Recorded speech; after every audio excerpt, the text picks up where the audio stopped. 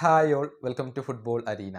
Neymar ജൂനിയറുടെ സാന്റോസുമായുള്ള contract ഈ ഡിസംബർ മാസത്തോടു കൂടി പൂർത്തിയാവുകയാണ്. ഈ കോൺട്രാക്റ്റ് പുതുക്കുമോ ഇല്ലയോ എന്ന കാര്യത്തിൽ ഇപ്പോഴും ഒരു തീരുമാനമെടുക്കാൻ നെയ്മർ ജൂനിയർക്ക് കഴിഞ്ഞിട്ടില്ല. എന്നാൽ സാന്റോസിനകത്ത് തുടരാൻ താൻ ആഗ്രഹിക്കുന്നുണ്ട് എന്നുള്ള കാര്യം കഴിഞ്ഞ മത്സരത്തിന് ശേഷം നെയ്മർ ജൂനിയർ പറഞ്ഞിരുന്നു. ഏതായാലും ഇതുമായി ബന്ധപ്പെട്ട വിവരങ്ങൾ ESPN ബ്രസീൽ നൽകിയിട്ടുണ്ട്.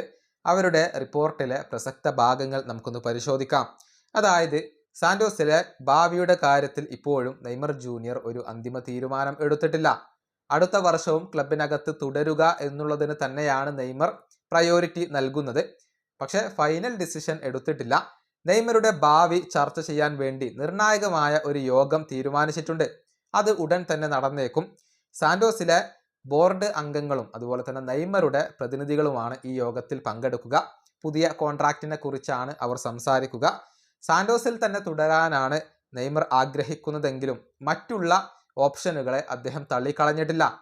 അതായത് അനുയോജ്യമായ ഓഫറുകൾ വരികയാണെങ്കിൽ സാന്റോസ് വിടാൻ നെയ്മർ ജൂനിയർ ഒരുക്കമാണ്. പക്ഷേ പ്രശ്നം എന്തെന്നാൽ ഒരൊറ്റ ഓഫർ പോലും ഇതുവരെ നെയ്മർ ജൂനിയർക്ക് ലഭിച്ചിട്ടില്ല എന്നുള്ളതാണ്. അതാണ് നെയ്മറെ അലട്ടുന്ന കാര്യം.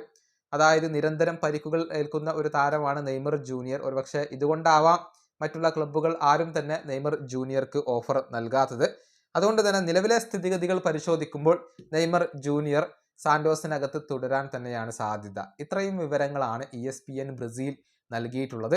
നെയ്മർക്ക് യൂറോപ്പിലേക്ക് പോകാൻ ആഗ്രഹമുണ്ട്. ഹൈ ലെവൽ കോമ്പറ്റീഷനുകളിൽ പങ്കെടുക്കാൻ ആഗ്രഹമുണ്ട്. പക്ഷേ ഇതുവരെ നെയ്മർക്ക് അനുയോജ്യമായ ഓഫറുകൾ ഒന്നും വന്നിട്ടില്ല.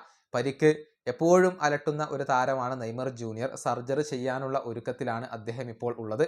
അതുകൊണ്ട് തന്നെ ഇനി പുതിയ ഒരു ക്ലബ്ബ് നെയ്മർ ജൂനിയറെ തേടി എത്തുക എന്നുള്ളത് വളരെയധികം ബുദ്ധിമുട്ടുള്ള ഒരു കാര്യമാണ്.